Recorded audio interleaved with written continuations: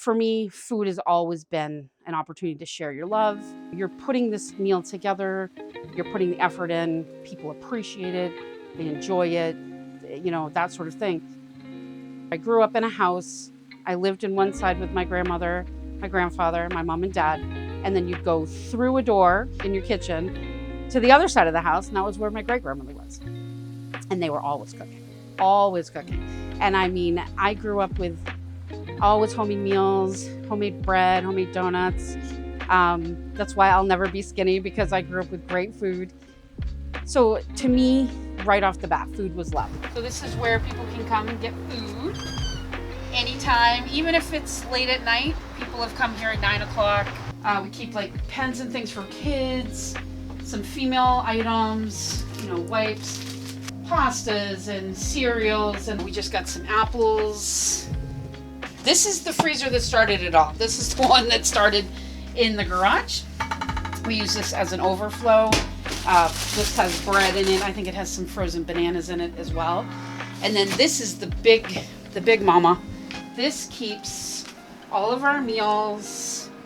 So these just got dropped off today. These are all Thanksgiving meals somebody made from the community. Really wonderful. My name is Katherine Sorell, and I'm the owner, operator of Restoration Acres Farm.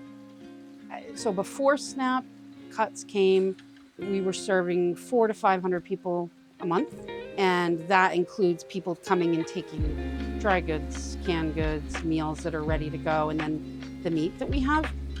This month, because of the SNAP cuts and the government shutdown, we have served about 900 people. It's been tough. People are really scared and really having a tough time.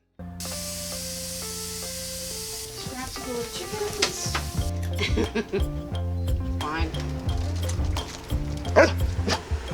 So they're all hanging out over here.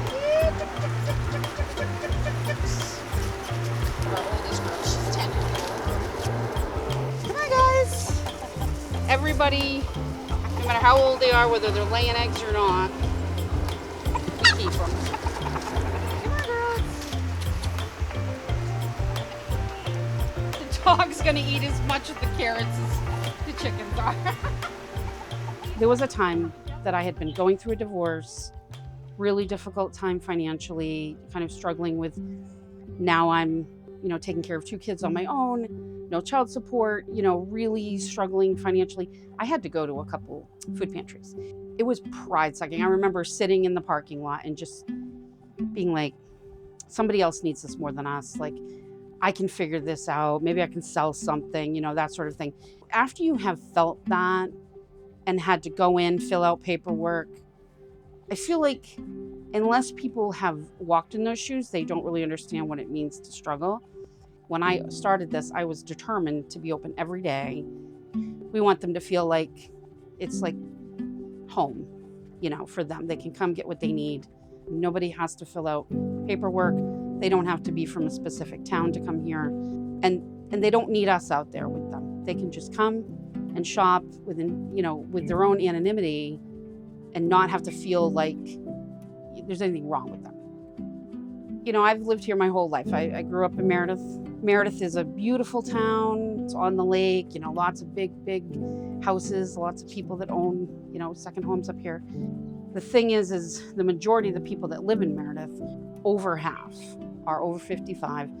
So most of the people around here are struggling. Like they're on disability or they're on Social Security. They've paid their bills their whole life, and now they're having trouble choosing between, do I need to go get a job at 70 years old? Meredith, I think, in general, likes to keep that vision of, hey, we're a beautiful town, and we are a beautiful town, but let's be real, we have no affordable housing, very minimal affordable housing. And then as you spread out into the Lakes region, you have areas that have a little bit more of the lower income housing for people, a little bit more resources.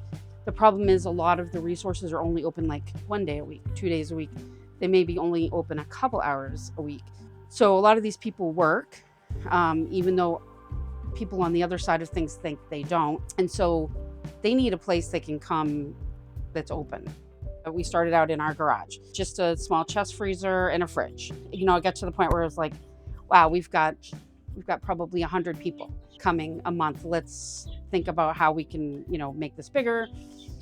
And a friend of mine was moving to Tennessee, and she was like, I'm going to give you this shed, which was incredible. And then as we got the word out of what we needed, we had someone donate the work done on our driveway. We were able to put the building in. Then we had community come together, donate money so we could get, you know, a nice big freezer and fridges. And then we've had people get involved and organize and put up new racks for our food. And then the small shed, we had a grant that came through to help us put the shed in. This has been an amazing addition to the farm. We had a matching grant from New Hampshire Electric. They gave us half of what we needed for this. And then we also had a lady who is now on my board. She donated money to hire a man to come and flat, because this was not flat, this was all, so he had to level it. I mean, and he did it right down, like laser level, figured out exactly where the greenhouse was gonna go. He did an amazing job. We're serving people all the way to Pittsfield and beyond. Like, I've had people from Concord come that were really in dire straits that got a ride here. So, you know, we are serving a much larger group because of how we run things. We have local farmers that drop off. We have local people that clean out their cupboards and give us canned goods, and local folks that cook and help me cook. It's kind of become this conduit of love. Like, I you know, that's all I can think of, because we'll find out a family's going through a hard time, going through cancer treatment, and they need clothing. We reach out to the community brings the stuff here. Because a lot of people want to help, they just don't know where to go with that energy. And we try to create that here. And so there's a lot of overlapping services in our area that we're starting to connect with, because I feel like that makes the community better in general if we all come together. And that's what we've been creating. And that's not because of us, that's because of our communities.